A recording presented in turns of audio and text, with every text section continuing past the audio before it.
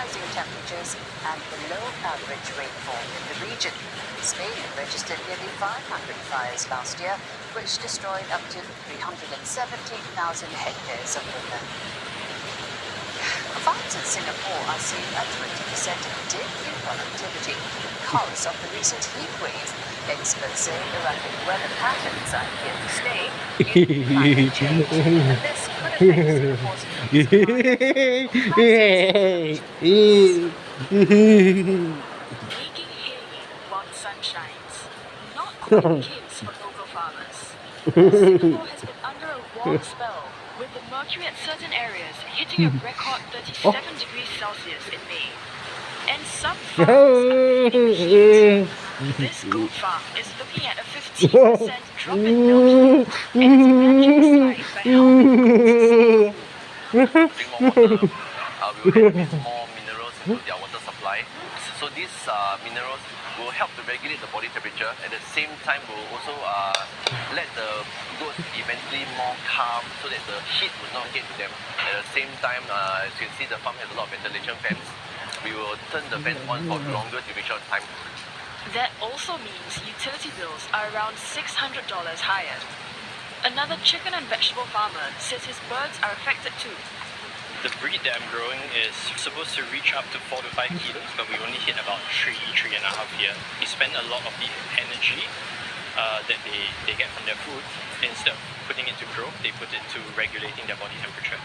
He adds that the warm conditions are perfect for breeding spider mites, broad mites, and aphids. These pests attack the crops and stunt its growth for weeks, delaying harvest. There are certain pests which are more prevalent in hot temperatures. It's also difficult because if we ever need to treat the plant, even if we're just spraying water to try and dislodge the pest, the water and the heat don't go well together, because then you start to run into issues with high humidity and warm temperatures, and you get like fungal diseases, bacterial diseases. One expert says the heat will slow Singapore's 30 by 30 goal of producing more of its own food by the end of the decade. That goal definitely is being hurt or affected seriously by the more rapid climb of climate change than even scientists had imagined a few years ago. I think heat and flood resistant varieties need to come online very, very, very fast. Professor Thomas adds that farmers around the world face the same situation. Several countries in Southeast Asia have already seen higher food prices because of shrinking produce. Farmers are bracing themselves for more heat waves like this. In just a couple of months, all these goats will move to their new home in Nyotu. The new farm that's going to be 3 stories high has been designed to have better ventilation, so it's more comfortable for the goats. It will also have more fans, higher ceilings, and additional shelter to shield them from sun rays. But Professor Thomas says eventually the root of the problem is still climate change, and more must be done to combat it. A Singaporean climber has gone missing after reaching the summit of Mount Everest. His family is now calling for urgent attention to the situation. He was reportedly last in contact with base camp officials at around 8,500 meters. A petition on the website change.org says that Srinivasa Sainis Dhammatraya set out for Nepal last month. His family says Mr. Srinivasa seemed to have suffered frostbite and altitude sickness on the way down and separated himself from the rest of the group. The area above 8,000 meters on Mount Everest is known as the death zone, where thin air and low oxygen levels heighten the risk of altitude sickness. A team of the Sherpas began searching and search operations today. About 5 climbers die on Mount Everest every spring, but that number of deaths in this season has climbed to 9, nearly double the average.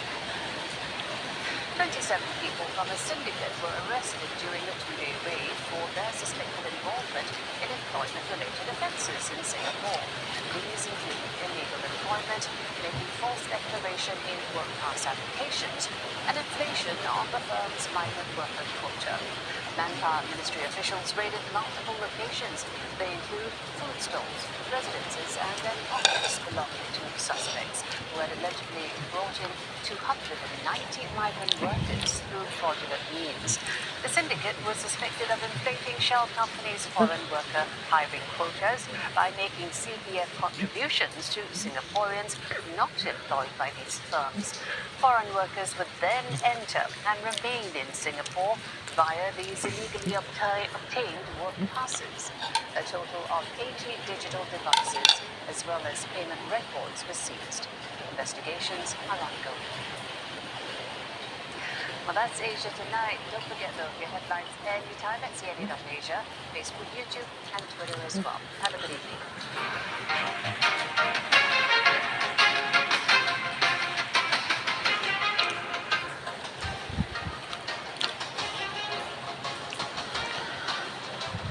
In our world, every day is a beautiful one.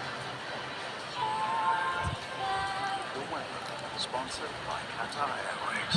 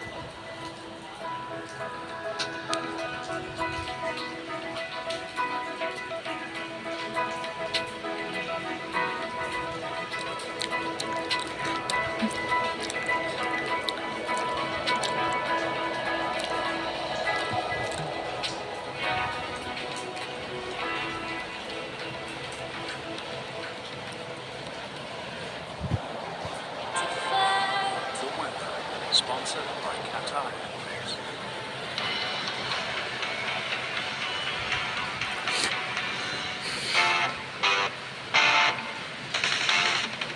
The ideas, aspirations, and attitudes of Singaporeans are changing the nation that raised them. Passionate Singaporeans living out their very ambitious dreams. We're looking to write a story of greatness, but showing people perspective. I guess a part of me wanted to connect even deeper with the people.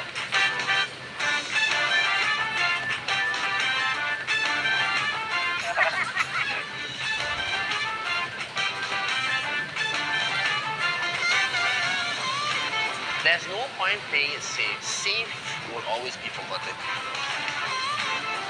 If we as Singaporeans are able to have a satellite that we can truly say was conceived, designed, engineered, and built in Singapore, wow, how wonderful would it be? In Singapore, we don't give up.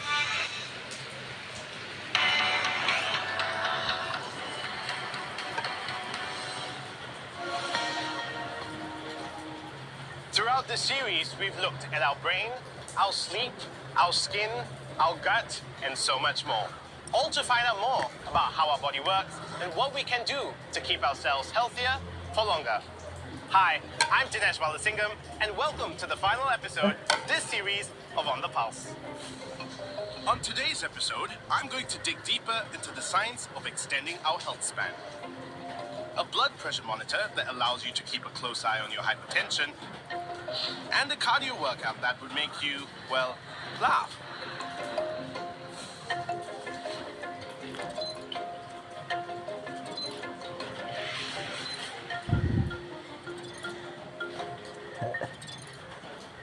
We've all heard about lifespan, which is how long we have to live.